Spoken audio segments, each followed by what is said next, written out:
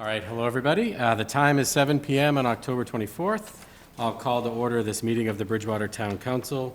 The meeting is being aired live and recorded for future broadcast. I'd ask that everyone join me for a salute to the flag.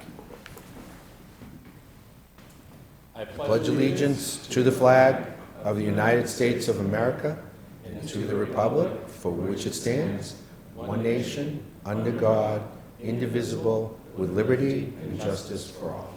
Thank you. The council has not been made aware of the passing of any military veterans, but I would ask that you please join us for a moment of silence to honor all those veterans who have passed.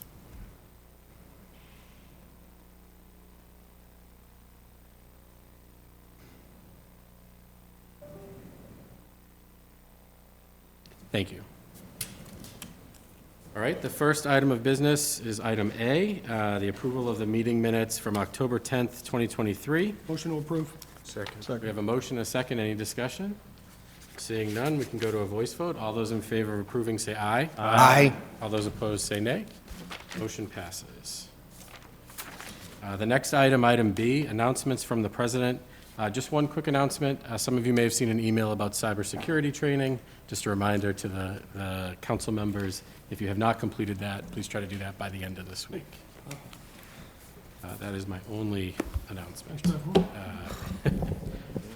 Item C, proclamations. We do have a proclamation this evening. We have a proclamation for the fire chief. And if I can, I'd like to read that. Whereas Michael P. McDermott is retiring as fire chief of the town of Bridgewater after a successful career in municipal service, and whereas in 1988, Chief McDermott joined the town of Bridgewater Fire Department and during his tenure moved up in the ranks, starting with firefighter EMT, and whereas in 2007, Chief McDermott was promoted to acting lieutenant and then in 2008 to lieutenant, and whereas in 2017, he was promoted to captain and then deputy chief. And whereas in 2021, Chief McDermott was promoted to fire chief. And whereas Chief McDermott has specialized training in advanced fire investigation, arson investigation certified, ATV safety course, fire chief officer school, dive team training, fire officer supervisory training, fire prevention officer 1 and 2, fire inspection 1, incident command system.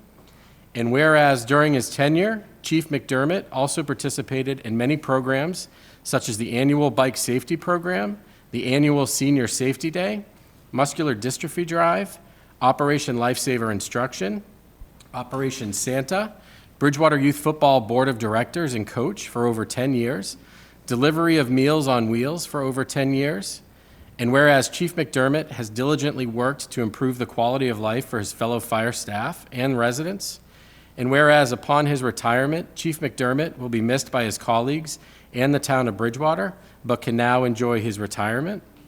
Resolved that the Bridgewater Town Council hereby extends their congratulations to Chief Michael P. McDermott for his dedication and service to the town of Bridgewater. Thank you, Chief McDermott. Okay. I would also like to extend the thanks of the council. We certainly appreciate all of the work that Chief McDermott put in. He was a known presence in the town, and his efforts are greatly appreciated. Moving on to item D, Citizen Open Forum. This is the part where we welcome open comment from the community. We ask that if you do wish to make a comment, you approach the podium, give us your address, and we do ask that you try to keep the statements to 3 minutes. You'll see me start to sort of give you the signal as we approach 3 minutes. I would ask that you respect that. Would anyone from the public wish to speak? Sure, please.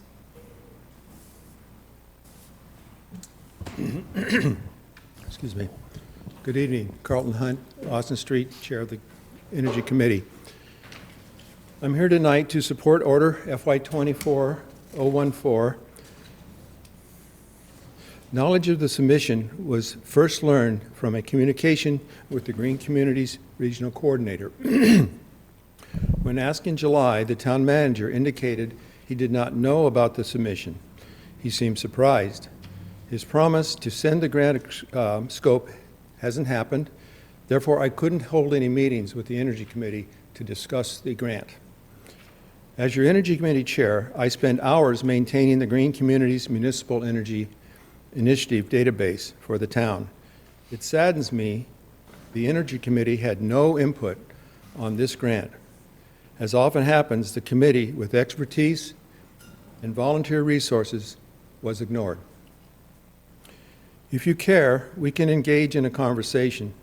Section 14 of Article 2, Town Council Rules and Procedures of the Administrative Code, the section's titled Citizens' Comments, says, quote, anyone may comment at this time for up to 3 minutes. Comments and/or inquiries should be made in a respectful manner and not cast dispersion on individual council members or the council as a whole, unquote. Then further states, quote, all inquiries should be responded to if the information is available at the time, or a public response should be forthcoming at a future meeting of the town council. Responses shall be limited to the question at hand and are limited to 3 minutes. Nowhere does the code say the council cannot respond to a question asked by the public during a meeting. The admin code instruction requiring a response at a future meeting is rarely, in fact, followed. My question to the council tonight is, why was the Energy Committee not engaged in supporting the application? The second question, are you interested, as requested by the Energy Committee's April 23rd letter, resubmitted to you on October 3rd, 2023, to consider the specialized code put forward in Mass General Law 225 CMR 22.00 and 23.00 updated September 22, 22. Recall this opt-in code is required by statute to help achieve a net zero Massachusetts economy in 2050. Fundamentally, it upgrades building codes such that all compliance pathways are designed to ensure that new construction is consistent with these goals through a combination of energy efficiency that enables reduced heating and loads and efficient electrification.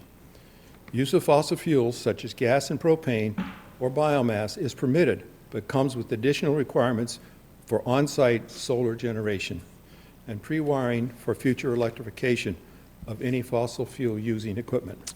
We are approaching 3 minutes. Per the requirements of this code, there are only 9 weeks left for the council to act. It's an important opportunity to address the goals that we talked about. As our letter states, the state's green communities has made available to the regional coordinator and other specialists to support the council's considerations. I'll take your answer now, during the council comments, or by your action to take up this critical zoning. Again, are you willing to act on this important matter? Thank you for listening and responding. Okay. Thank you. I think what we can do by way of action is ask the town manager to cover this on his next town manager report. And then after the meeting, I can follow up directly with the response. Thank you. Would anyone else from the public wish to comment? Okay. Seeing none, we'll close the citizen open forum. Moving on to item E, appointments, we have none.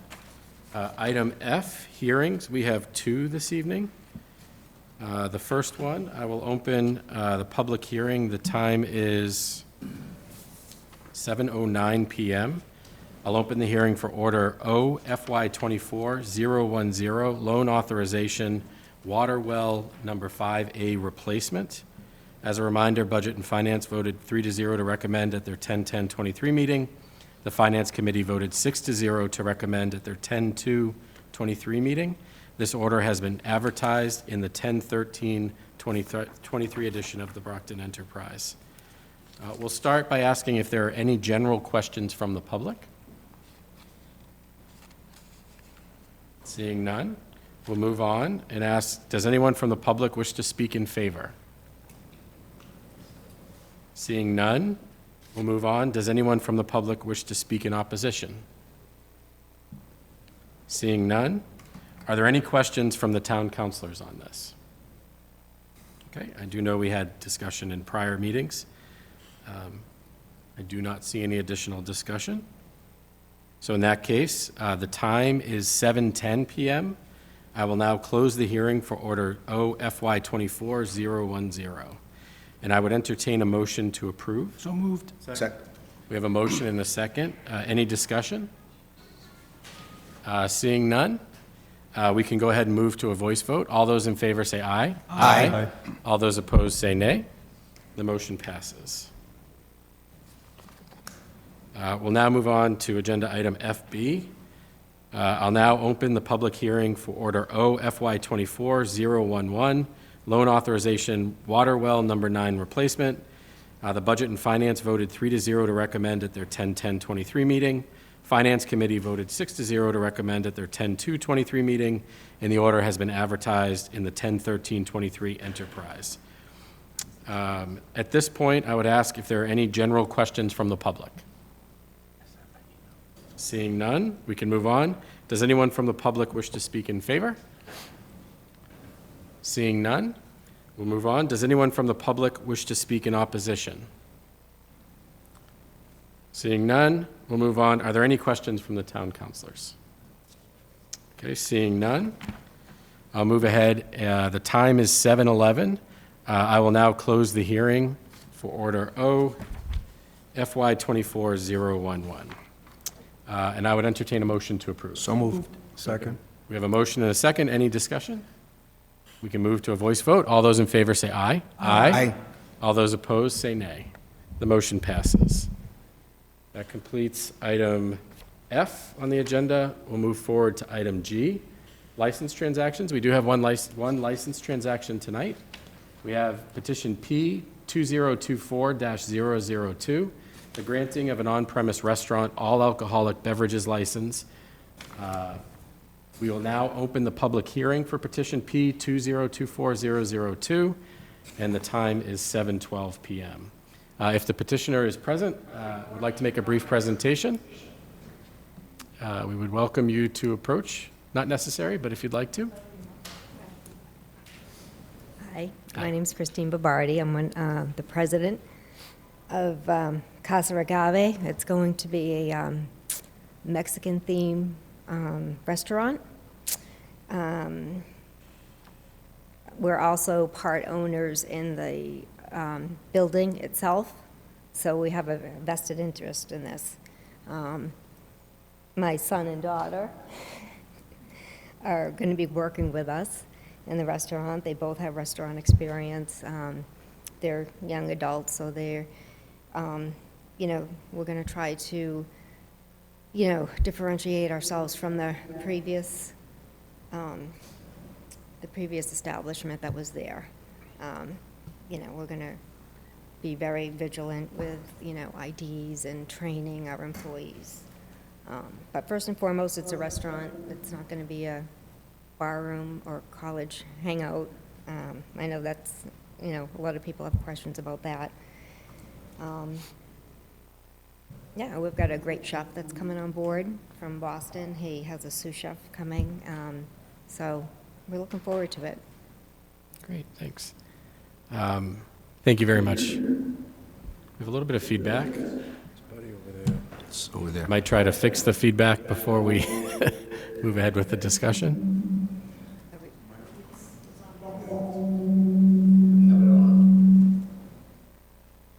Okay. Do we have any questions for the petitioner? Councilor Gallagher? Thank you, Mr. President. Just a couple of questions. When do you anticipate you will open, your time frame? That's the question of This, for the past 4 years. yeah. We're almost there. We've got the inside, we're waiting on the electrical final inspection and the plumbing. We've got the inside is pretty much, the finish is pretty much done. The equipment's there. Our chef's ready to go. The walls are painted. The HVAC is finished, floors. So we're just waiting to, on the finished inspections for the plumbing and the electrical right now. We're anticipating next month, which I think that's a little, jumping the gun, but we, want to get it open as soon as possible. We've been working on this for 3.5 years. Yeah, a lot of people have been following the Yeah. construction over there. Yes, So the name will be Casa Casa Agave? Agave, Agave. so Okay. Mexican cuisine. Thank you. Very good. Well, good luck. Yep. Thank you, we need it. Do we have any other questions for the petitioner? Actually, I have no for the petitioner, no. Yeah. Okay. Nothing. Okay. Thank you very Okay, much. thanks. Mr. President, just a quick question to the town manager, the town attorney. Just for clarity, on the application, it says retail alcohol beverage license. Does that, this is not a retail license, so is that an issue on the application? No, if you're voting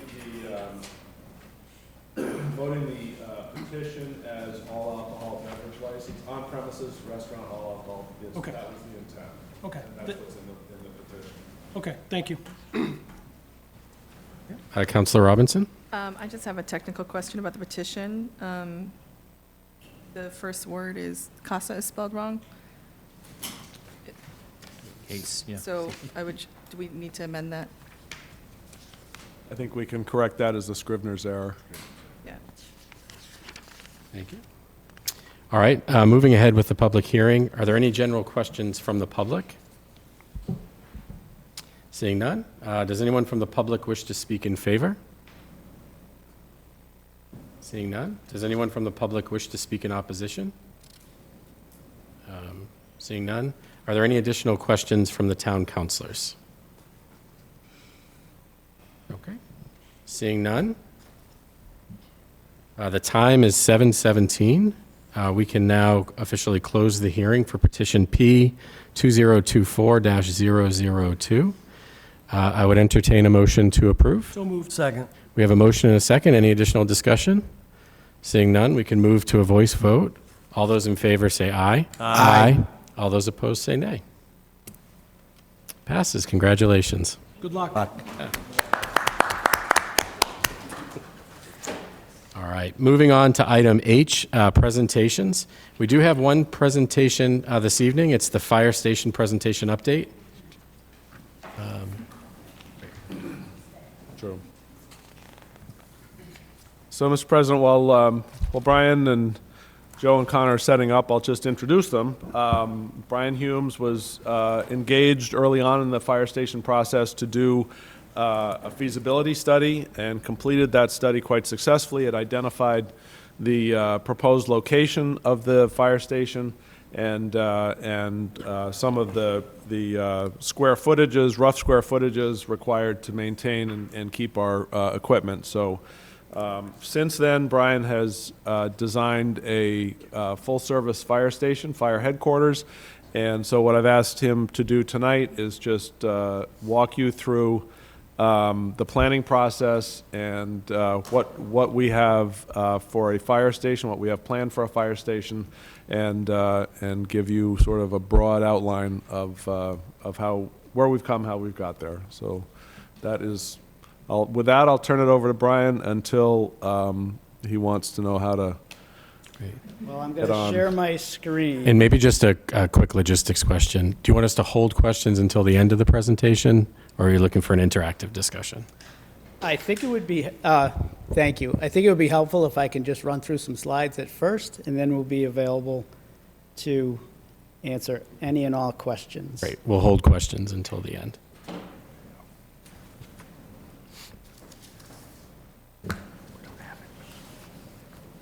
So thank you and good evening. It's nice to be with you in person. We did make a presentation to this same council in December of 2021. At that time, we were remote. We had to do it electronically. Some of you might not have been here in December of 2021. So I wanted to do two things tonight. I wanted to give you an update as to when we have been initiated for this project and the process that we went through. Just refresh the December 2021 presentation, and then tell you what's happened from 2021 on. As the town manager mentioned, I'm Brian Humes, representing Jakunski Humes Architects. It's been a great experience since we were initiated for this project to go through the existing building. And it was really evident why we were brought on board. The existing facility is outdated. It's in need of a lot of improvements. And one of the reasons we were brought on board is because I have designed, planned, and seen in construction over 90 public safety facilities throughout New England. I've been doing this public safety design for over 30 years. And so I'm bringing to the town that experience with doing this type of construction, this type of planning and design. I'm giving that experience to the town, while in return, the Bridgewater Fire Department has been very helpful and very engaged in this process as to what their needs were. And we were hired in February of 2020. So looking back, yeah, it's not a new project. It's not a new project for the town. It's not a new project for us. We've been working on this project since July of 2020. And that's when we were brought on board to start the process of a feasibility study. And the feasibility study was just the first step in trying to identify what the specific needs of the facility were. We did a needs assessment and we did a site assessment. What this did was we gathered information from the fire department and wanted to design for the needs and not just the wants.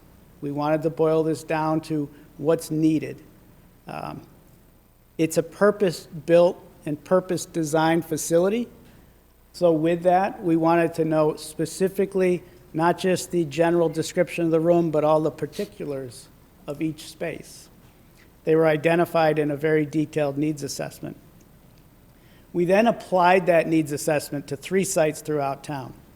We looked at 1185 Pleasant Street, 0 Crescent Street, and 106 Hale Street. And based on that site assessment, those sites were given to us for review. There were certain particulars as to why the town wanted us to investigate those 3 specific locations. And looking at the 3 locations, it was clear to me, and I would think it was clear to the department, that the 1185 Pleasant Street was the preferred site. It was town-owned. It was in the western district of the town, where the fire department was feeling they needed greater presence in Bridgewater. So it checked the box there. The site was large enough, although it does have some wetland restrictions within it. We felt there was enough land there for developing a headquarters facility that would suit the needs that were stated in the needs assessment.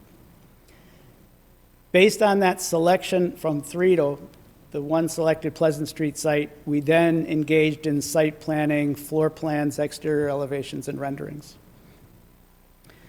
This was the early rendering that we did of the proposed site plan. This was part of our feasibility study. Pleasant Street is to the bottom of the site. We have an entrance drive. You see some red lines on that site plan. Those red lines indicate areas of wetland. So coming off of Pleasant Street, there's an area of wetland to get into the site. There's an area to be developed to the right-hand side, which is not wetland soils. And we found that that was adequate to handle parking, the main headquarters building, and then we're also proposing a storage outbuilding to the rear. That's the yellow-colored box to the top. There is a pathway you see to the top of the page. Part of the site evaluation here revealed that this was also to be utilized for some passive recreation, and that passive recreation component is still part of the concept of the site and can be accommodated within the site. The floor plans were developed to a schematic level. This is the main floor. We have 4 bays being drive-through bays. To the right of those bays is the main administrative and public areas of the building. We have a second floor, and the second floor is just to the right. In addition to program space on the second floor, at the lower part of the plan is a big open space. That big open space is your future expansion potential within the facility. So we're building this facility for today and tomorrow's tomorrow. We have built into this plan future expansion if the need arises for additional program space. So the building does not have to be expanded horizontally. The building can accommodate future expansion within the footprint that we're building. The outbuilding was for storage and for additional parking for fleet equipment and fleet vehicles. And this was the rendering that was proposed at the feasibility stage. We looked at materials that felt to be in keeping with Bridgewater. Well, we took input from the town, we took input from the fire department. At the time of the feasibility study, a total budget of $23 million was established. And that anticipated some cost escalation, but that also anticipated a construction start of fall 2022. Just note that within the slide, because that will come back for future discussions. The design duration was 6 to 8 months. The bidding duration was a month and a half. Construction duration was 18 months. All of those things that was stated in the feasibility study are still accurate, still true. And what that would result in was a fire headquarters that meets and exceeds accreditation standards, building code standards, energy code standards, OSHA standards, ADA and Mass Architectural Access Board accessibility standards. We have to design this according to code standards for an accessible facility. This facility needs to withstand natural disasters. This is a facility that needs to continue to function for the town through all sorts of natural disasters, being wind, snow, seismic. So the code requires us to build this facility to withstand some greater load criteria than just your normal code standards. It meets all zoning regulations, and it promotes a safe working condition, and as I mentioned earlier, it was designed for future expansion. So a lot of those things that I state in this slide, your current facility fails miserably.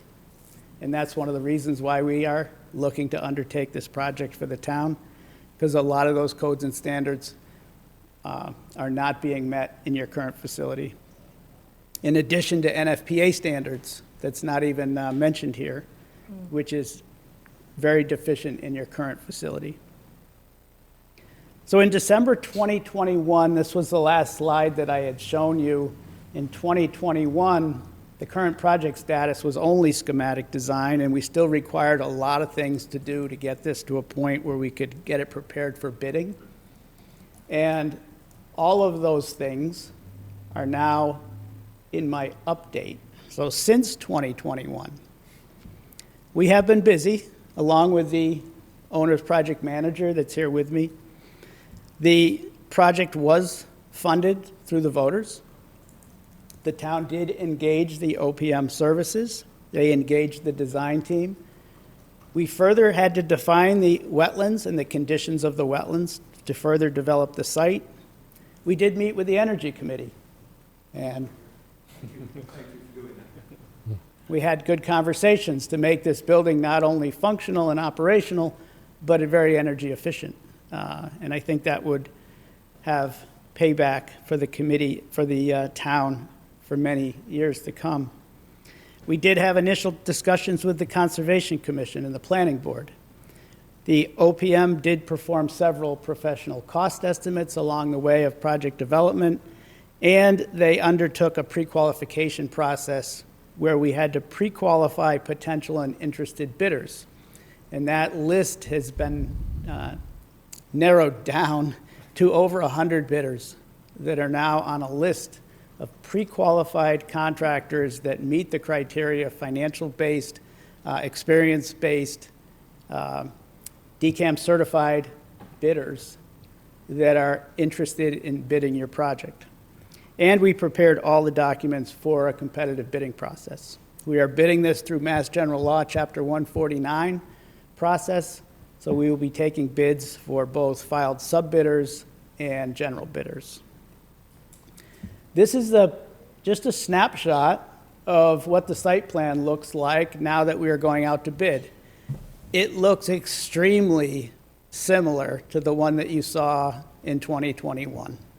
The concept held The concept is still the concept. We were able to develop the site, level the platform to build the buildings, create a crossing over the wetland entrance, and navigate around buffer zones and areas of wetland soils.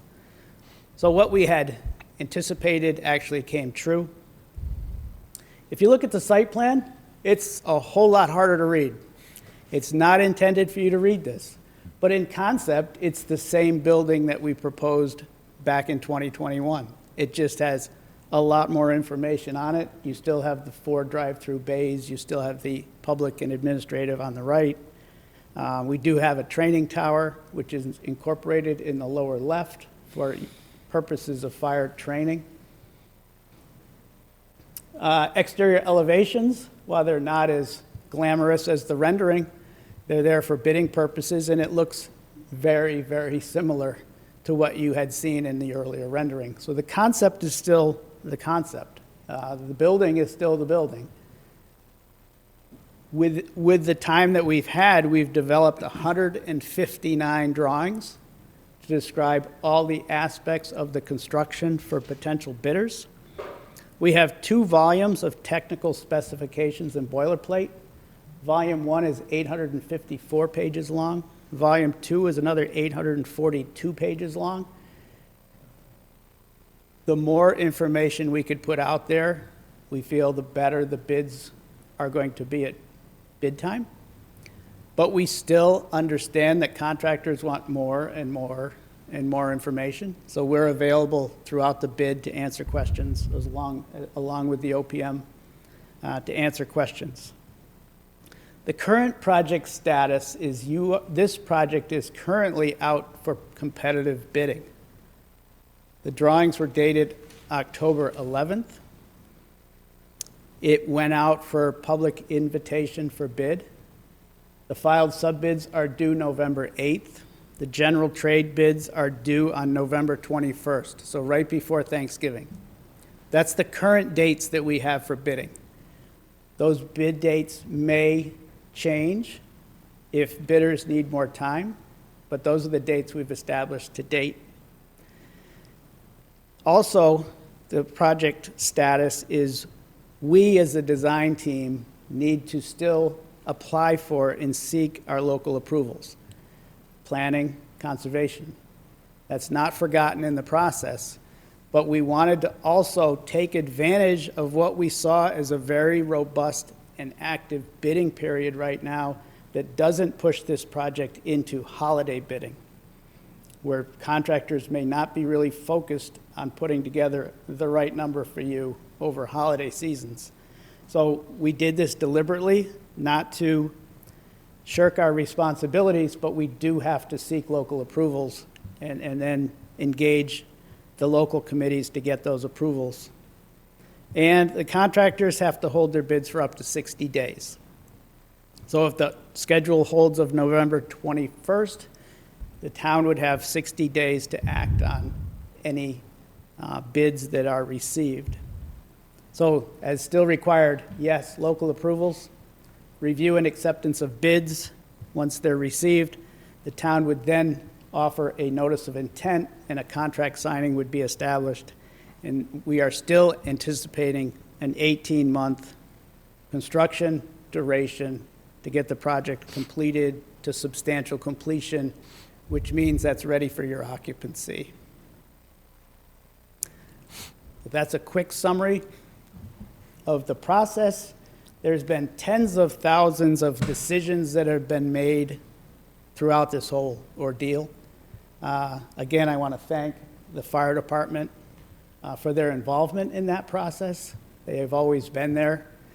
We have gotten detailed descriptions all the way down to colors and finishes and carpets and flooring and colors. And this is 2 boards that I have down here are just a sample of the finishes that the department has been assisting our interior design staff with throughout the facility. So you get a feel for the tones and the colors of the building. So the thousands and thousands of decisions that have been made, I think have all been done in your best interest to keep this really where I started the presentation, down to the needs. I have a lot of experience doing this, and I can tell you with certainty that the facility is still representing needs, and I don't think it's a lot of wants in this project. I think it's really going to address what was originally requested from the fire department and really satisfy what their goals and objectives are as a department to serve the town.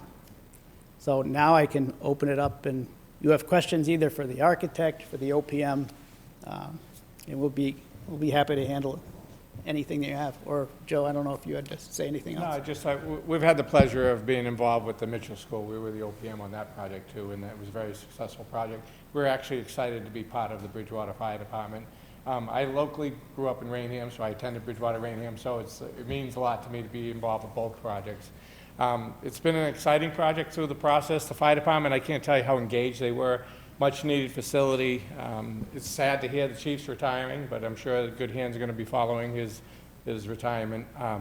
And we've gone through a really detailed, I've been involved with a number of projects with Brian, and he's a very detailed architect, and we plan to bring this project not only on time, but under budget, as long as the bids come in appropriately, that's all. Great. Thank you very much. Thank you for the presentation. We appreciate it. I'll turn it over to the council. Does anybody? Yep, starting with Councilor George. Thank you, Mr. President. Thank you very much. So when did the original RFP go out? Well, the original RFP for, you had several of them. Okay. Original RFP for design services, Yep. I think it was my first slide.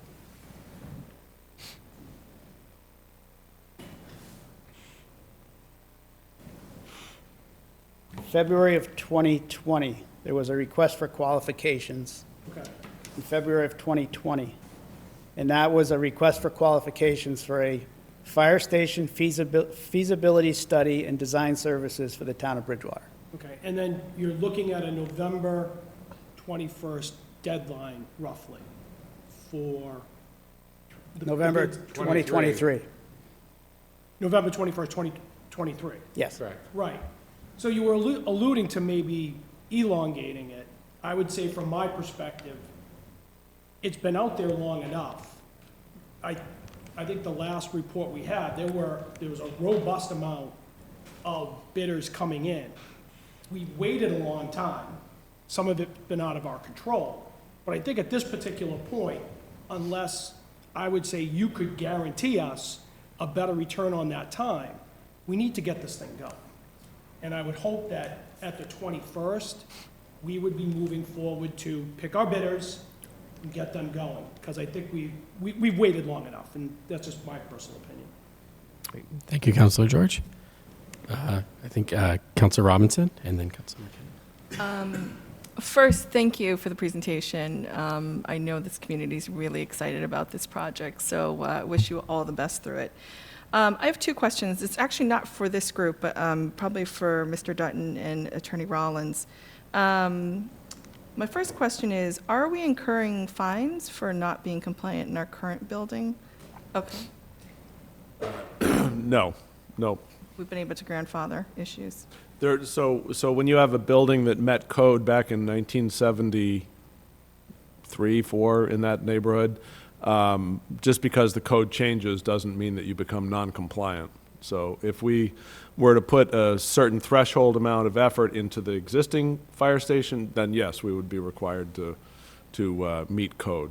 But right now, we're not required to meet the code. So there are Okay. no fines or anything associated with that. Great, thank you. And then, as always, I think this was a big effort to engage the community, and there was a lot of awareness around it. So I was wondering, are there any points, one, where we can be helpful in terms of, where will there be points of communication to think about? And we don't have to answer that right now, but just to keep that in consideration. And then also, do we anticipate any points during this project where there might be public hearings?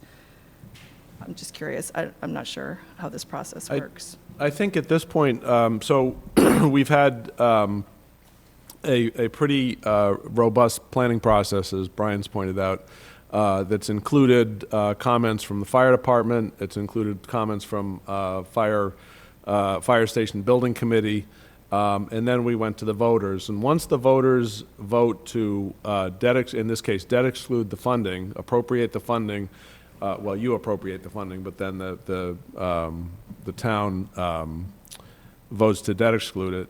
Once that's happened, then the project really moves from, planning and so forth into the execution phase. And so we're really in the execution phase. If, I'm certainly not anticipating bids coming in, wildly beyond what we've appropriated.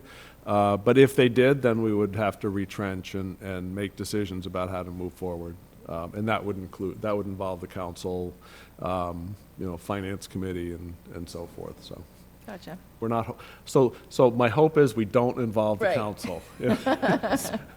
All right, thank you very much. Counselor McKinnon? How you guys doing? First, I just want to echo what Councilor George said over there. I mean, 100 bidders, we got a nice plan up there, and we know what we're having for carpet, flooring, and all that. Shouldn't really go past November 21st. I really think this should get off the ground and start going, especially when it's going to be an 18-month construction. I mean, look at the world. It's in a rough place, and it keeps getting worse. All that prices are probably going to go back up like they did when the Ukraine one started. So I'm not saying hopefully it all ends tomorrow. You never know, but I do see that becoming a problem with the prices. Yeah, And- to that, just to that point, we've Yeah. seen a tremendous amount of volatility Yeah. in the market. A lot of that volatility was 2021 and 2022. Oh, yeah. No, I do construction too, so I get We're that. seeing it starting to stabilize, Yeah, actually. it and is that's going down. why but we're- like I said, with where the world's at, you never know. Could happen overnight. Yeah, I you think know. this bid period right now is in your favor. Yeah. Because it is as stable, and I know that contractors are interested in filling up their workload for 2024. And that's why this is also a good period for them to do that. Construction, if bids are due November 21st, construction would probably be starting in early 2024. And then they have an 18-month period to From build. there on out. And it's a good cycle. Why haven't you guys gone through conservation and planning yet? Is there a That's a good process question. that I'm not aware of yet? I'm new. I've been here since January. No, I'm it- learning, but I'm just asking because I know It's from a- just what I've been paying attention, both of those boards can be a process. They are a process. We have had contact with them. We've gone to Conservation Commission for 2 meetings. Yeah. So they're not unaware of the project, and they have also added very valuable feedback to the design process. We are responsible for getting this project through both of the local boards and commissions, so that's our responsibility. Why it hasn't been done earlier is because we've been a little delayed on the site aspect of this project, as far as getting information, the complexity of the wetlands, going through geotechnical engineering Field on the testing and all site. that, yeah. It took time to get information, and we really can't apply until all the engineering data has been established. So you can't go for an approval on preliminary drawings. We finally felt we reached the period of final drawings on October 11th. So we had a decision point to say, well, let's now go to Planning and Zoning, go to Conservation Commission. You have to do one before the other, Conservation first, Planning second, go through the process, get the approvals, and then put the project out to bid. Well, time, I think, is not on your side with that scenario. So we discussed this with the town, and we felt that this was the right bid period, not to put off the required approvals, but we're going to try to do those both at the same time to take advantage of getting bids now, instead of putting this out to bid, which would have been late winter or early spring. And then you've kind of missed a cycle that we just talked about with contractors wanting to start. Right. And just to echo on that, we have a cost estimate, in-house cost estimating with CHA, and we've been tracking costs associated with it from 20 to late 22. We were seeing almost 2% per month escalation. And the good news is, shortly in January of 23 and into now, we've seen it level out. Right. And we're actually seeing escalation dropped to a 1.25, which is exceptional. The beauty of what we tried to do, and it was a tough decision, without hesitation. I mean, typically, we have zoning and planning already approval before we go out to bid. But what we saw was, when we reached out and started doing the pre-qualification process, we saw a lot of in the bidding market over the last 6 months, we've seen a lot more general contractors and subcontractors actually bidding the market. Before, from 21 to 22, we'd be lucky to get one HVAC contractor to bid the project, because it was a fear factor back then, if you remember. We lost a lot of help. The subcontractors knew it was 18 months to bid the project. They knew they had 40 guys at the time. When they go to actually win the bid, they have 18. Now they're paying time and a half to try to meet that escalation of 18 months. So what we found is that companies started to really reel back and say, you know what, if I got to pay time and a half or double time to get it done within that time, my numbers are all going up. Okay. And that's what we saw going through 22. Now what we've seen is a lot of the projects and public construction has leveled out. A lot of the general contractors now are eager to get into it. There's a lot of volatility in the world in general with everything that's going on. So a lot of contractors are trying to nail down, the next 2 to 3 years worth of work, and they're really being competitive. When we reached out to the subcontractors and generals, they were really excited about this project. And fortunately, Brian does a good set of drawings. I can tell you that No, from those past were history. good. I looked at them. And I mean, just in details in it. I mean, there's not a lot of RFIs, and as he was speaking about earlier, an addendum that may have to push out the bid. Usually that doesn't typically happen. The only reason a bid would get pushed out right now is if generals needed more time to actually get numbers from some of their non-file subcontractors to get pricing. But where we are right now in the market is critically important, because anyone that wins the bids right now, they're funding next year's and the year after's project, so they're filling their palette a little bit. Anyone that doesn't win it, they start to scramble, and it gets even more competitive, and you start to lose bidders as you move forward through the market into 8 to February. So we collectively as a group sat and said, let's get it out on the market. The approvals, we're confident that we're going to be able to get through that process in a relatively quick manner. And effectively, during the start of construction, they'll be mobilizing and basically, stripping and grubbing the site while we're going through that approval process. So I think we're in good shape overall, but typically we usually like to get the zoning and planning board approvals ahead of time. We will give both boards all the time they need to make a decision on this project. They're not rushed by our schedule.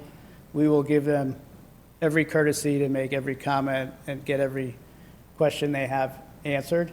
And we understand if there are any conditions they'd like to put on the project, we would have to incorporate that into the project scope. So all of the things that they still are in charge of overseeing, we're going to still honor their review. I mean, I don't see you guys getting denied by any of them. I just know right now, all these projects going on around town, they can only have so many on each meeting and all that. And that's, I agree. I want to see it going. I want to see it up. The town needs it. We've needed it for a while. I've been for it. I mean, what was it, my second meeting? I'm here telling why can't we get the HVAC, the roof supplies and all that before we even get bids, So I'm all for it. And just one more question. What was Zero Crescent Street? Was that the police station? Zero or Crescent Street was the 8 acres? it's a town-owned parcel. It has a lot of land, but the only access is off Crescent Street, and it's the recreation playfields that are off Crescent Street. Yeah, So right it would have behind the police impacted station. playfields and playgrounds. Yeah, all right. I was just wondering. There's a I knew a about couple ball 106 Hale fields. Street, but not that one. There's some ball fields in there, too. That was the Crescent Street site. All right. Thank you, and good luck with everything. Appreciate it. Thank you, Councilor McKinnon. Dr. Perry? Sure. Just a quick question. So again, the original number projected was about 26 million. Are we going to be in that neighborhood still based on your projections? Boy, right now? You got a crystal ball?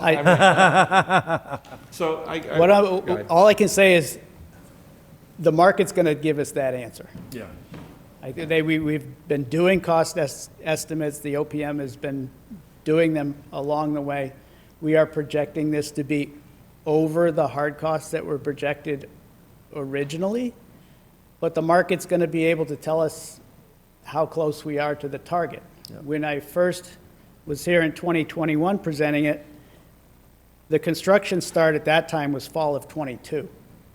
So all the The data that we were giving you was anticipating a fall 2022 construction start.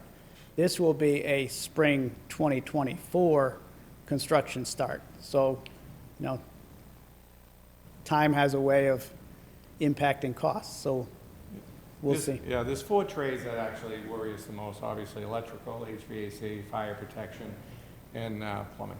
So those are the, and the beauty is, we do a delivery and impact schedule on purchase and deliveries. So part of like switch gears have been a major issue for every project as we're trying to get things up and running. So we've done and looked at packages and the 3 or equals to make sure that they're available. In a lot of those products, we're reaching out to manufacturers. Some of the products come from Mexico, and we're talking with a lot of the supply houses, and they're shelf ready now where they weren't before. Switch gears are still tricky. We're working with the electrical engineer to look at the different components on that. HVAC equipment is now more readily available. It wasn't back in '22, so there were a lot of factors that drove costs at that point.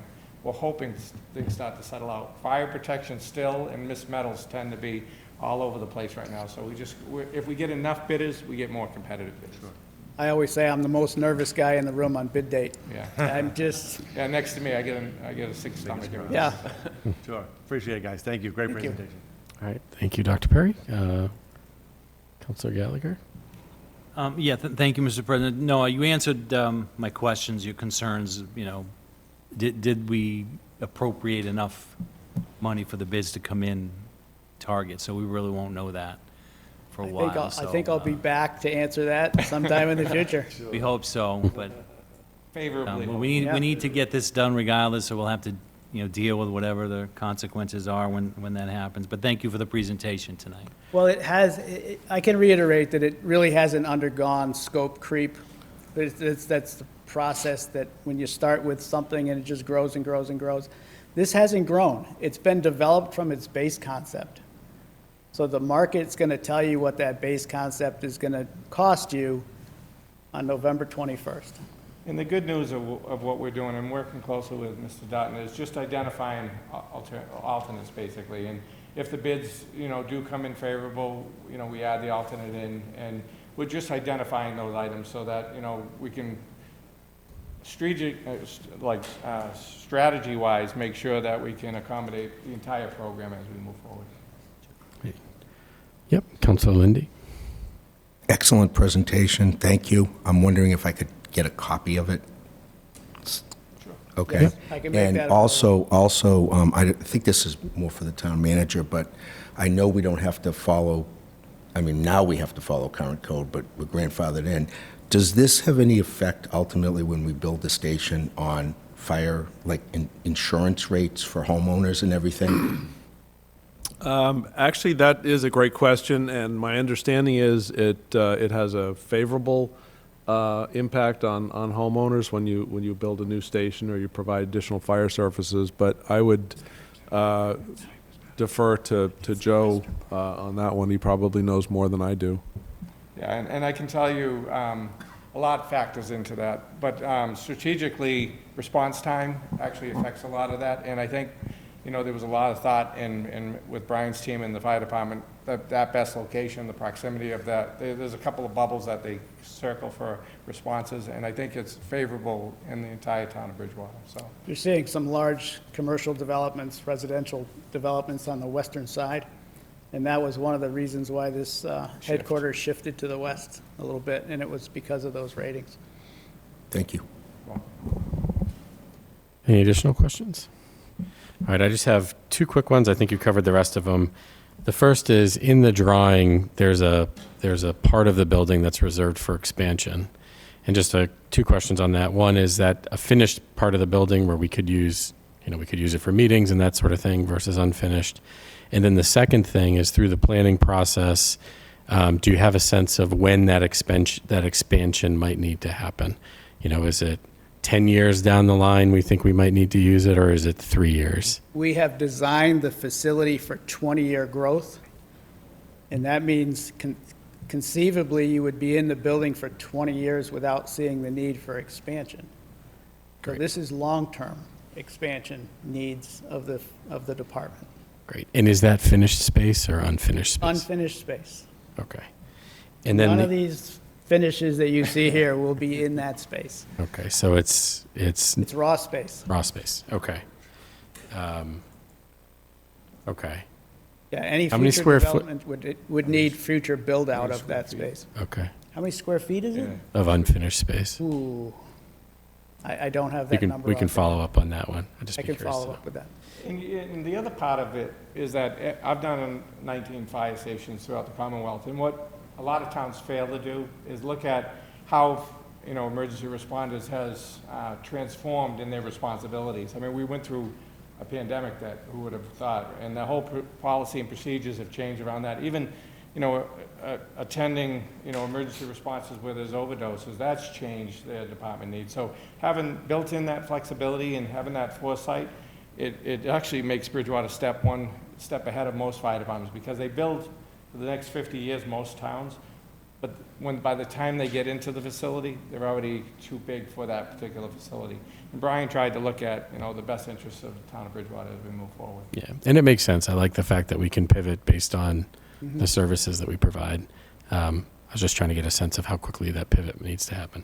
And then the last question, very basic one, in the drawing, I've seen sort of two versions of the drawing. One version has a bunch of trees between the road and the fire station. Another version looks like maybe it doesn't. I'm just curious, if you're driving by, just kind of in the current vision, is it down a long driveway behind trees and you really wouldn't see the building from the road, or is it visible from the road? You will have, we can't disturb the trees in the wetlands. So those trees have to stay. So yeah, we are just clearing an aisle for an entryway, but that's 3 lanes wide. 2 lanes are for public. We've created a 3rd lane for emergency vehicle egress. So if there is public taking up the queuing to Pleasant Street, which could happen, the fire apparatus have a clear exit out to Pleasant Street without having to queue into the public. So it's 3 lanes wide, but you will have just an alley that's viewed down to the headquarters. One of the things that we took into consideration too, and we had a lot of discussion about, is just the proper signage to let the public know that there's a fire station for emergencies as well. So we're talking about how that signage is going to be placed in, and that'll go through the approval process, obviously through planning and zoning, once we determine that was. Great. Okay, we have one final question, A quick Dr. Perry? question. As you were talking about entrance and leaving there, are we looking at putting some sort of signal light there as well? Not part of this project. Right. Okay, thank you. Okay. If I could just ask one clarifying question, Brian, I don't think you addressed it, but maybe you could talk a little bit about the multi-use space, training space, meeting space, and how that can be used as sort of an emergency operations center in the future? On the main floor, I mentioned the main floor, 4 drive-through apparatus bays. The area to the right on the floor plan is public space and administrative space. The public space includes a training classroom. The training classroom could be utilized, obviously, for fire training purposes and EMT training, but it also is off the public lobby, so the public would have access to use that space to have public events at the fire headquarters. If they want to open up training which has a public component, either bring in public for training or bring in public for other meeting purposes of the town. That large room also has a divider, so it could be broken down into 2 smaller meeting rooms. So you have some flexibility there, not just to have one room, one purpose, but it could be broken down into 2 rooms for 2 functions happening at the same time. And it's also equipped for supporting the emergency operation, emergency management of the town also.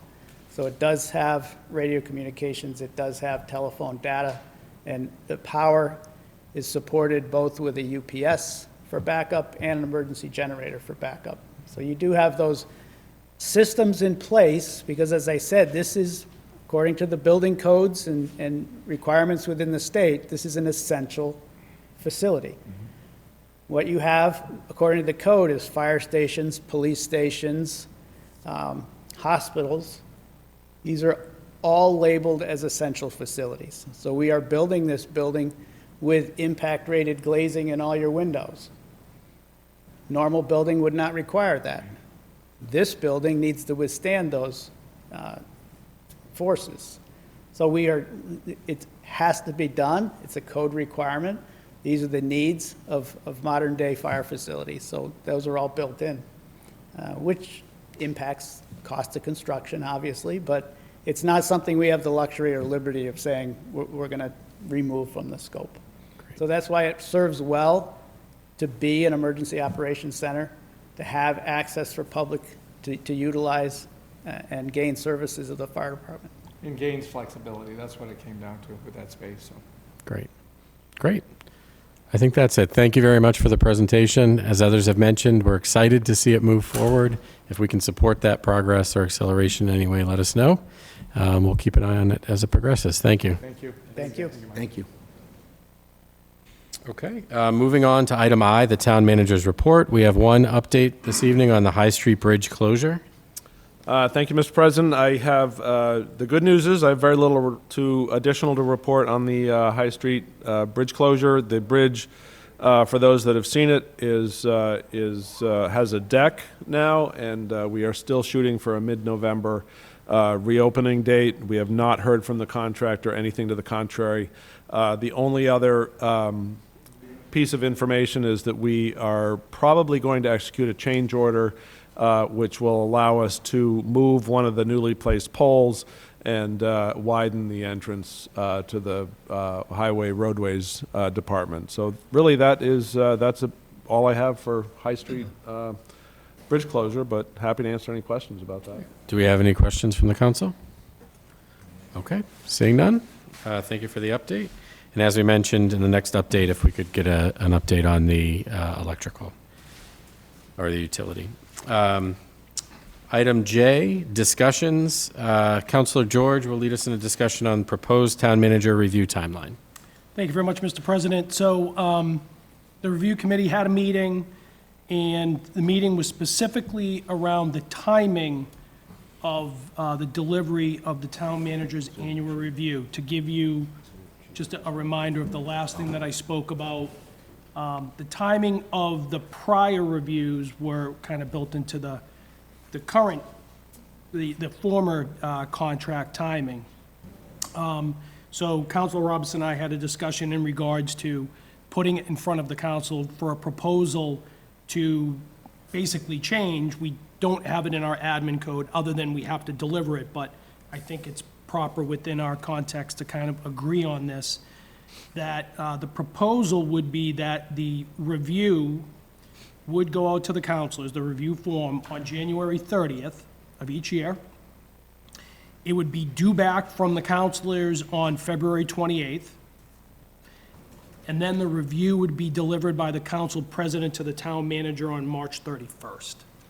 And that, as long as the contracts stay with a June 30th expiration, that timing would stay consistent with the 90-day review, 90-day notice if the town manager's contract is not going to be renewed. So I would like to propose that for the council for consideration and adoption. Do we have any questions or additional comments from councilors? It's a good timeline, yeah. Okay. Yep. I would also agree. I think in the past, one of the challenges we've had is new councilors might not have a lot of experience or interaction with the town manager prior to giving the review. I think this gives almost as much time as you can get before the next election cycle, so I think the timing is good. And having it for a month to think about and digest and fill out, I think is also good, at 1:30 to 2:28. So while we're not voting on it, I think, I don't think we have to get something Yeah, I written don't- up I before don't we think just we- discuss it. yeah, but I think we can offer So- opinions. So through you to the town attorney, we don't have anything in our admin code that gives specific dates. So can I just propose this timeline without having to do a formal? You can do it that way. You guys can propose it by way of ordinance, so it's something that stays in place. It can just be a policy. You all have to do it basically pursuant to the current contract, right? Right. So I think you're fine doing it as just a policy of you all. just following the normal course. Yeah, if that's, if the council wants a proposal, we'll do that. I mean, that's fine, but I think for the sake of ease, I think I can put the proposal out there for adoption without having to do a formal proposal. Can we vote on something that isn't? I don't think I would vote on it. Okay. I would just do it as the process, right? Yeah, I It's think- a matter of, there's a contract that's out there that requires certain things. You all just follow that. If there are things that require a quorum of you, right, and Right. then some sort of vote, then that's a different story. But this seems like a timeline to follow the existing contract employment. And Counselor George is in charge of the Yeah. review process, so. Yeah, so I think that's fine. Yeah, so what our goal now, with the understanding that everyone's on the timeline, is we have to produce a review by January 30th that everyone agrees to, so that on the 30th, every counselor gets the review and starts the process. So that gives us a little bit of time.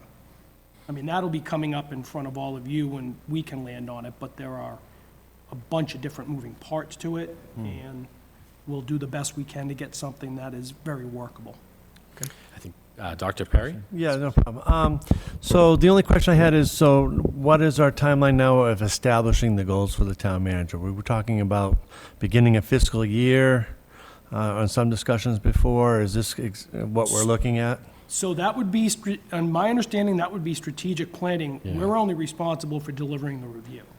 But it would be the same time frame. Would be the same timeline, but it would not, so there's two different processes, right? You gotta give him his review, Right.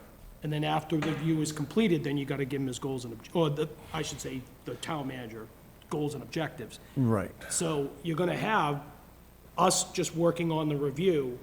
Strategic planning is the one who's gonna be proposing the goals and objectives. And I'm the chair of strategic planning, so I can meet to try to align with that time frame. Right. Weren't we originally talking about doing something, though, more along the lines with the beginning of the fiscal year, or is this accomplish what we're looking to do better off with this timeline, based on renewal dates for contracts and things of that nature? It's a good question. Maybe I can introduce something from strategic planning for us to talk through the goals separately. So, Right. yeah, I mean, I if you're looking from a fiscal perspective, I mean, the fiscal year starts July 1st. Correct. No, I'm just, yeah, again, with the review process ahead of that, I agree, that's good, but again, in reference to the initial setting up of goals and reviewing of the prior goals, just to get that whole timeline all the way set, so it makes, sense timeline-wise. Perfect. So why don't I, through strategic planning, come up with a timeline proposal for that, and then we can talk about it in context of this. Yeah. Did it shift because of the contract renewal? Well, I mean, in essence, yes. It was, I mean, personally, it was very clunky Yeah. to deliver a review in January. Both from new council perspective, the fiscal year is only, two-thirds of the way done. To give a review on specific goals and objectives on budget items that we really don't have, you're looking at a prior year budget and half of a prior year budget and then half of a current budget. It just didn't really make a lot of sense. So I think this aligns very well on both aspects. That again, just my opinion on Yeah. that. Oh, yeah. I mean, I was part of the discussion with you, and I was aligned. I'm just trying to give an explanation to Counselor Perry. Sure. That was the reasoning. Yeah. Counselor Gallagher, did you have a comment? Yeah, if I could, so the council will get the review forms on January 30th to be returned on February 28th. I guess my question is I know there was some discussion in the past. The review would be solely counselor review of the town manager. There'd be no departmental or public input at all? Nope. No, okay, Nope, this is the council's review. okay, thank you. Okay, any additional comments? Okay.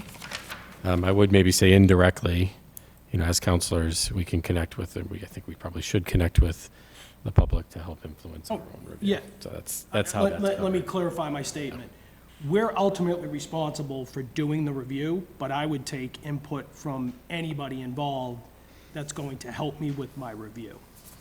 We're not gonna have maybe one or two people representing the public Oh, I actually get do it. Yeah, a review. yeah, yeah. I guess that's my point. We don't do it in a vacuum. But at the end of the day, the 9 of us are responsible for doing the review and getting it in. Great. Thank you for driving this, Counselor George. Do we have any additional questions? Okay, any additional comments, Counselor George, on this? No, now we got to do the real work. Right. All right. Thank you for the support on that. Do we have any moving on to agenda item K, committee reports. Do we have any committee reports this evening? Okay, seeing none, we'll move on to legislation for action. The first item we have is item A, proposed ordinance DFY 22-008, Bridgewater Town Charter, Article 2, Legislative Branch Annual Stipend. And I do have just some information to update on this one. So if you remember, in our last meeting, we did vote on some changed language to put in the charter the actual amount that we're proposing for the town council. It's the amount of $5,000 for a council member, and the town council president would earn $7,500. And then we added some additional language. Everyone has that language in front of them. Thank you to Councilor Chase. We also said in the last meeting that we wanted to pause and get some advice from legal counsel. And we have received that, and I want to share that back with the group. Everyone has this written in front of you, so I won't read the exact details. And again, thank you to Councilor Chase for pulling this together into a handout. But what we ended up seeing is there actually is law at the state level that can inform our decision here. And a few items from that law, it's GLC 29, Section 6A. It says, notwithstanding the provision of any city charter, to the contrary, the mayor and the members of the city council or the legislative body of the city shall receive for their services such salary as the city or other legislative body of the city shall by ordinance determine, and shall receive no other compensation from such city. So I just want to pause there. We had some open questions of, by giving a salary, does it make them eligible for other compensation? By state law, there's a statement that says it doesn't unless we say it does. It also says that by ordinance, we can change that salary if we wanted to. Those were two questions. It also puts some further constraints on it. No increase or reduction in salary shall take effect during the year in which the increase is voted. And no change in such ordinance shall be made between the election of a new council and other legislative body and the qualification of the new council. And that's, I think, a provision to say, you know, if I got voted out and I know I'm out on Monday, I can't, you know, on Friday vote to say the next councilor is going to receive $0 or something else. It's a way of, you know, ensuring a constructive handoff between councilors. So those are the things, and then it references some other state law that's relevant kind of in voting, but not necessarily, you know, with language specific to this. So I think the answers to our questions is yes, we can do it by ordinance. By giving this, it doesn't automatically make us eligible for other compensation unless we were to put that statement in there. So I would think Councilor Chase made some modifications to the proposed language, which is on page 2 in red at the bottom, to account for that guidance. And so this was the addition of language, and I'll read it just for those following.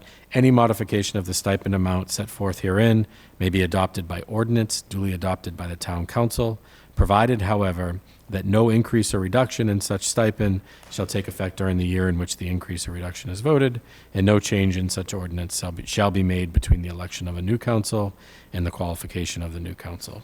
Such ordinance shall be subject to the provisions of section 42, 43, 44, and chapter 43. That's word for word, for the most part, out of the state language. Mr. President? Yes. Just one thing on that. I think what I would, if you guys are thinking of adopting this, the last sentence where it says such ordinance shall be subject to, I think after 2, I would insert general laws, chapter 39, section 6A, and then I would strike the provisions of sections 42, 43, and 44 of chapter 43, because I don't think those are relevant. So I would just change it in that way if that's something, if you all are apt to approve this particular version of it, I think that may be a good way to amend it. I'll make a motion to make those changes. Second. We have a motion second, and just to confirm the changes, this would now say, such ordinance shall be subject to General Law, Chapter 39, Section 6A. Right, so you're just citing to the actual statute, Yep. right? That's great. We have a motion and a second. Any additional discussion on that amendment?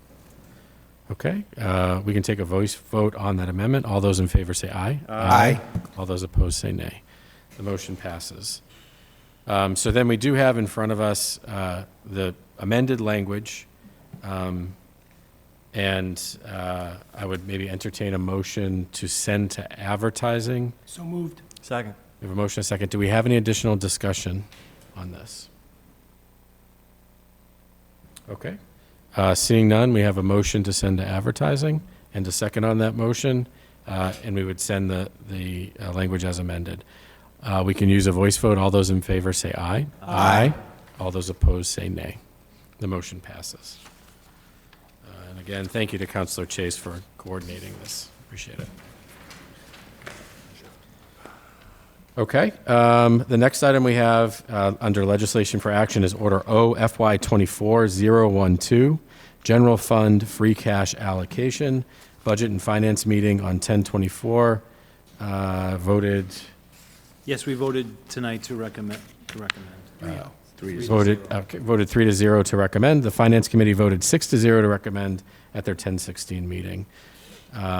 I will maybe defer to the town manager to introduce this, or to describe this. Thank you, Mr. President. This is, as I explained to Budget and Finance, or reminded Budget and Finance, this is your annual allocation of free cash, certified free cash. We divided up into 5 or 6 separate funds. It comes in, I can tell you the amount of free cash. This year was $4,819. $4,819. So just over $4 million. And the division, for those that are listening, we put $500,000 into our stabilization fund, our traditional general fund stabilization fund. We're putting $2,464,000 into our capital stabilization trust fund. We are putting $100,000 into our OPEB stabilization trust fund, which is other post-employment benefits trust fund. We're putting $813,000 into our employee liability fund. That is essentially what funds sick buybacks for buyback provisions in old union contracts for those that are retiring. We're putting $100,000 into one-time and unforeseen expenses fund. And then finally, the opioid stabilization fund, which you created earlier this year, and this is a transfer of monies that we received, settlement monies that we received into the general fund. This year and future years, that money will go directly to the opioid stabilization fund without going through the free cash process. So that is what is in front of you this evening. Great. Do we have any questions for the town manager on that? Yeah, Councilor Gallagher? If I could, Mr. President, to add a little bit to what the town manager said. The Budget and Finance Committee did receive a nice package from the Finance Director and I'm sure that if anybody wants it, can get it through the town manager. It spells out and gives us accurate balances in all of our capital accounts and so forth that we're putting this money into. And it's great to see that we have a very healthy reserves on hand if something is needed. Thank you. Could we get that distributed to all of the councilors? Great. Thank you. Thank you, Councilor Gallagher. Okay, let's see. So I would entertain a motion to approve. So moved. Second. We have a motion and a second. Any additional discussion? Seeing none, we can move to a voice vote. All those in favor say aye. Aye. All those opposed say nay. The motion passes. Okay.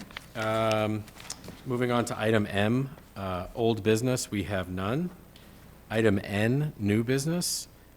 We have Order O FY 24-013, prior fiscal year bill. I'll refer to the town manager to introduce. Thank you, Mr. President.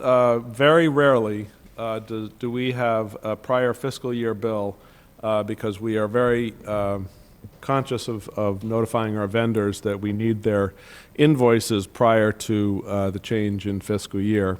However, in this case, we did receive very late, in fact, I think we received it in October, a bill that was for work that was commissioned in June of last fiscal year. So it's in the amount of $366.32, and it requires a 9/10 vote of the town council. So obviously, there are only 9 of you and not 10, so it requires a unanimous vote in order for us to pay this.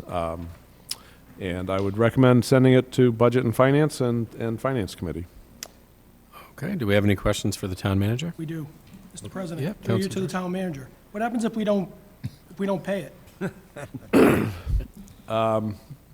Well, then the vendor, if they chose to go to small claims court for $366.32, they could get a small claims judgment, and then we would have to pay. The likelihood of that happening is? Oh, I don't prognosticate anything. Your town attorney then has to spend a whole day in small claims court, so can you pay the $300? From what I hear, the town attorney loves to spend all day in Oh, the small absolutely. claims court. Yep. Thanks. Do we have any additional questions? Okay, I would entertain a motion to refer to Budget and So moved. Finance and Finance Second. Committee. Second. We have a motion and a second. All those in favor say aye. Aye. All those opposed say nay. Motion passes. 9/10. All right, the next item we have is Order O FY24-014, Acceptance of Department of Energy Resource Green Communities Competitive Grant. I will defer to the town manager to introduce this. Thank you, Mr. President. This is a annual Green Communities grant in the amount of $113,815. It will fund, among other things, it'll fund training for building operator, our building operators, our systems operator. It'll fund weatherization in the library and the police station, and weatherization and also insulation in the senior center building as well. So again, I'd encourage you to forward to Finance Committee and Budget and Finance. Do we have any questions for the town manager? Okay. A question, if we wanted to extend this to also refer to the Energy Committee, we can do that all three with a single motion, correct? Just mechanically? Okay, Yeah. okay. I mean, so long as you think you're going to get the votes, because what could happen is they don't want to vote to one or the other, and then you may have to Yep, go so right back. maybe we'll split them up. So first, I would entertain a motion to refer to Budget and Finance Committee. So moved. We have a motion and a second. Any discussion? All those in favor say aye. Aye. All those opposed say nay. Motion passes. I would also entertain a motion to refer to the Energy Committee. So moved. Second. We have a motion and a second. Any additional discussion? I would just add, I do think it's good to get Energy Committee's opinion on this, given the matter. So any additional discussion? Nope. We can move to a voice vote. All those in favor say aye. Aye. All those opposed say nay. Motion passes. Thank you. Moving on to item O, citizen comment. We have a citizen here. Yes, citizen. I'm at the front of the line. Thank you. Yeah. Carlton Hunt, Austin Street, thank you for referring it to the Energy Committee. We will take it up. I don't anticipate any issues, but having the details, I will remind the town manager, the council, and anybody else who's listening, if we don't complete, if this is funded and accepted, if we don't complete the work before the February 2024 competitive round, we are ineligible to compete again until it's completed. So there is a level of urgency in my mind to do this work, especially, one, the training, and two, I don't know what the administrative support involves. I'm hoping it's not supplantation. Thank you.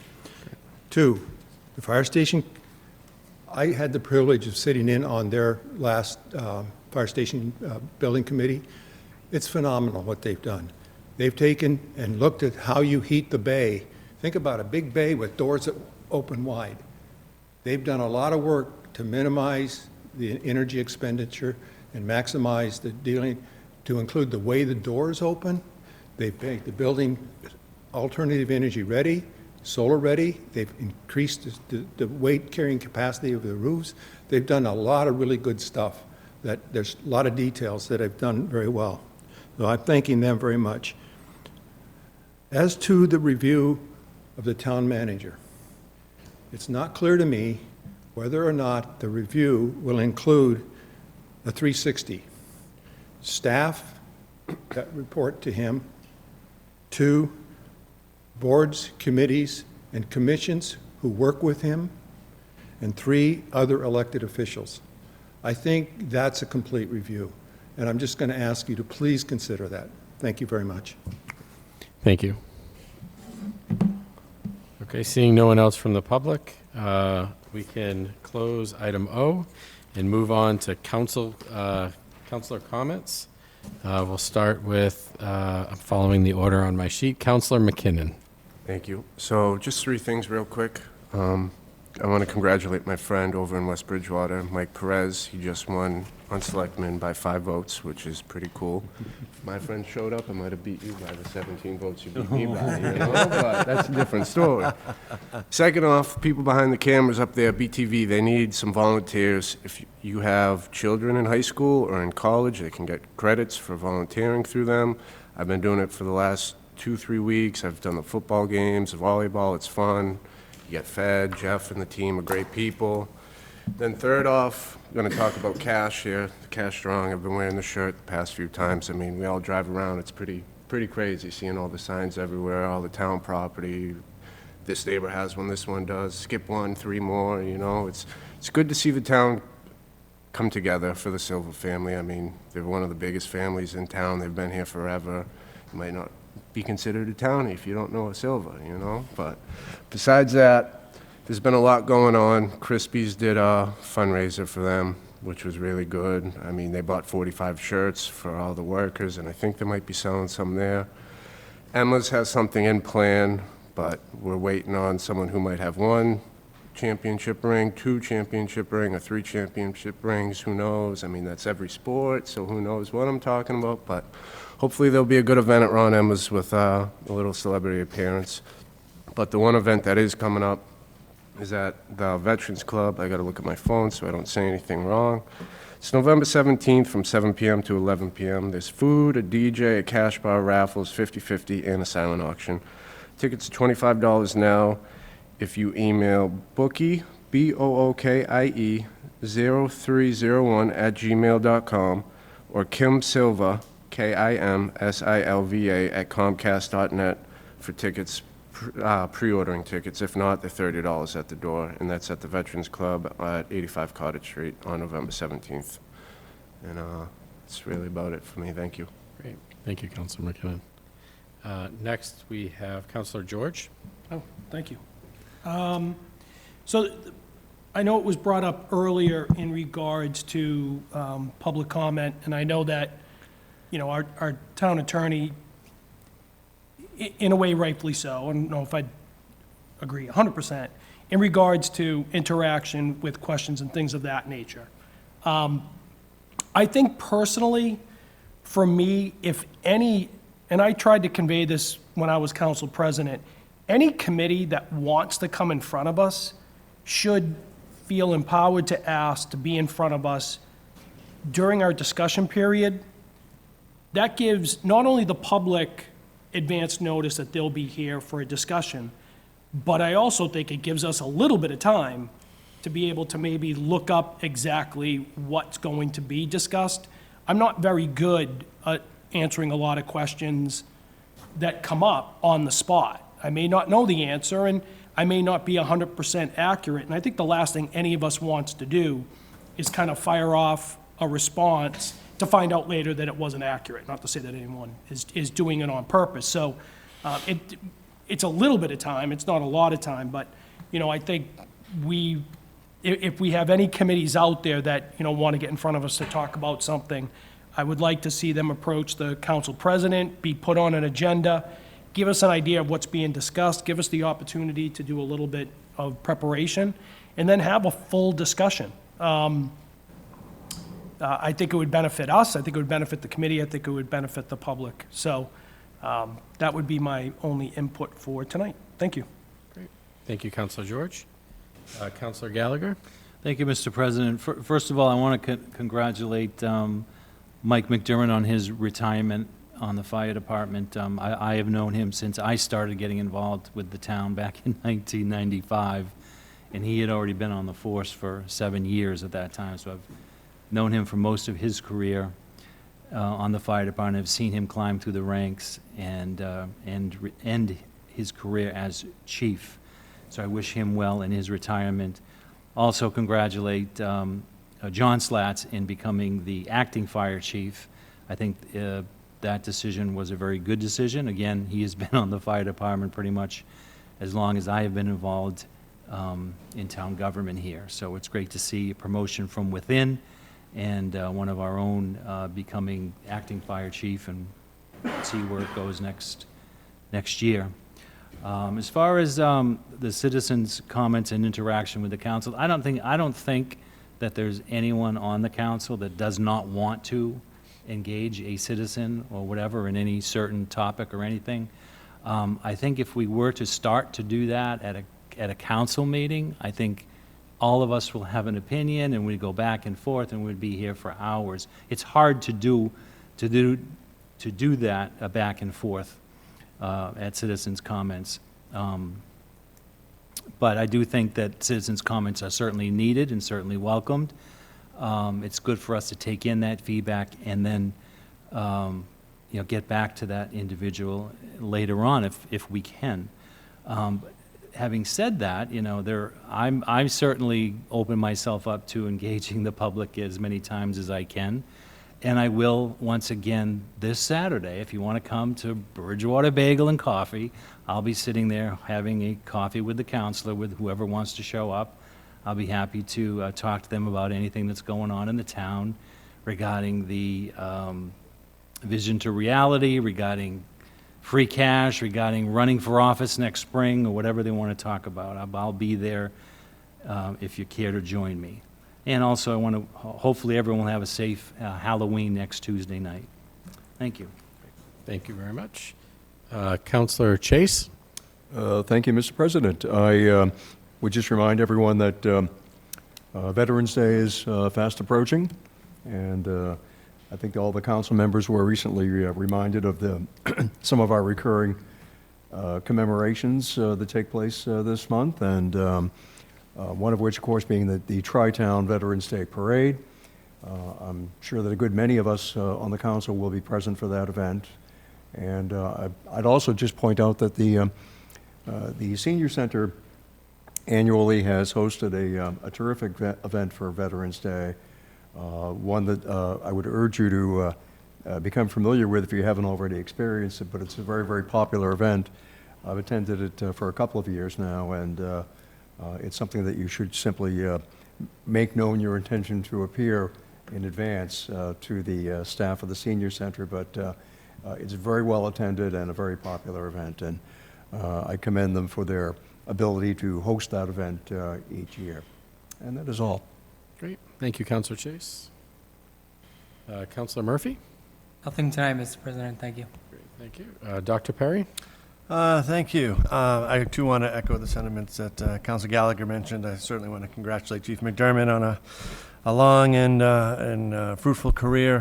Thank him very much for his service and the time spent for his leadership as fire chief of the department, and certainly again congratulating John Schlatt for becoming the active fire chief at this point. I'm been a classmate of John's and teammate of him over the years in football, and know he has excellent leadership skills, and he'll do a fine job, and I wish him much luck.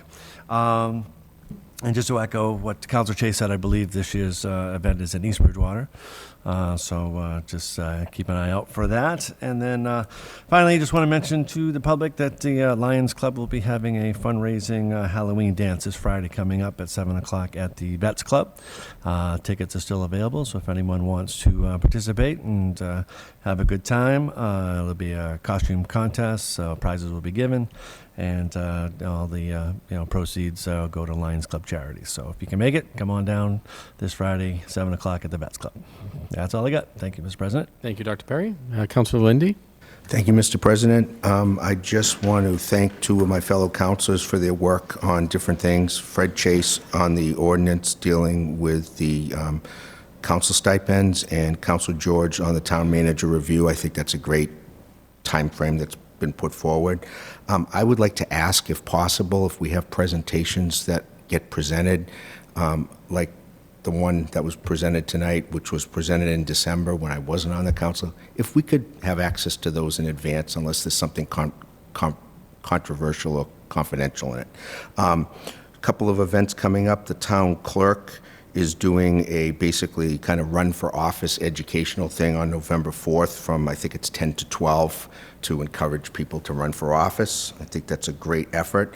And also, just like 4th of July, if we want lights in the center of the common, there's fundraising going on and different events that are going to be going on for Winter Wonderful. I believe there's an event on November 11th on Veterans Day that night. I don't know the details or the times, but they're trying to do a fundraiser because they have to come up with money. And it's not a matter, it's the labor that goes into putting the lights up that stay up for the whole season.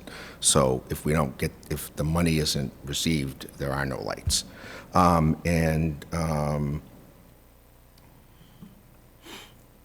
I think that's it. Thank you. Thank you, Councilor Lindy. Councilor Robinson?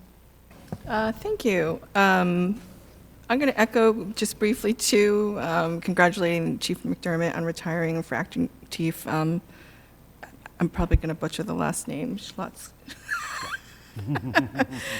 For stepping up and coming in. I'm sure it's a little bit bittersweet, too, for Chief McDermott to miss out on the new fire station project, but anyway, so I'm excited for the whole crew and the litany around that.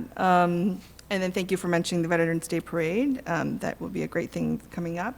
And then I'm just going to do my own little community organization pitch and remind everyone that Easter Seals in the Bridge Center has a trunk or treat on the 27th from 4:30 to 6:30. And I know that I had sent out a communication encouraging people to share their Facebook and their socials to just raise some more awareness, because they really can serve so many communities, not only just Bridgewater, but super highway accessible. So the more we could help increase their reach, the better off for everyone. So that's it. Thank you. Great. Thank you, Councilor Robinson. I'll bring us home. Would also like to congratulate Chief McDermott on a long career and for his support of Bridgewater in all the different ways we heard about tonight, not just through the fire department, but also through his volunteerism. It was funny after, or maybe not funny, but after it was announced that he was retiring, someone that's familiar with the town said, I hope the next one in line is John. And I'm excited to hear that it was. So congratulations to both of them. I also maybe want to build on what Councilor George said. We certainly do welcome items on the agenda from committees. And I would also say members of the public, if there's a topic that you would like to hear us talk about, I can't guarantee that it can make it to the agenda, but we would certainly love to hear it and discuss the possibility of putting that on one of the agendas. The way that our agendas are built, typically they're finalized the Wednesday before the meeting. So today's agenda was finalized, sort of in draft form last Wednesday, and that's so that we can post it according to open meeting law. So if you would like to get on the agenda, just make sure, kind of look at the calendar, make sure you get us the request by that Wednesday. And if we can't get it in that one because of, maybe other topics that are taking up the agenda, we will consider it for a future one. But certainly encourage it, and that's, don't wait for an invite. Feel free to ask for time on the agenda. I did want to also call out, I think some of you have seen an app called SeeClickFix. I have started to play around with it as well. If you have an issue in town, like a pothole or a few other issues, you can, through that app, sort of share that issue with the town. You can also see issues that other people have shared, and you can monitor progress and resolution of those issues. Some of the data is still being updated, so you might see some older things that, are sort of in the system before we start to get traction with it. But this is on the website as well. You can download it. Again, it's called See Click Fix. It's a pretty quick way to let the town know about an issue that you have. Looking at my list here, I think that's it. We can move on to item Q, executive session. We have none tonight. And item R, adjournment. I would welcome. So moved. Second. We have a motion and a second. All those in favor, say aye. Aye. Aye. We are adjourned. That was the fastest, I know.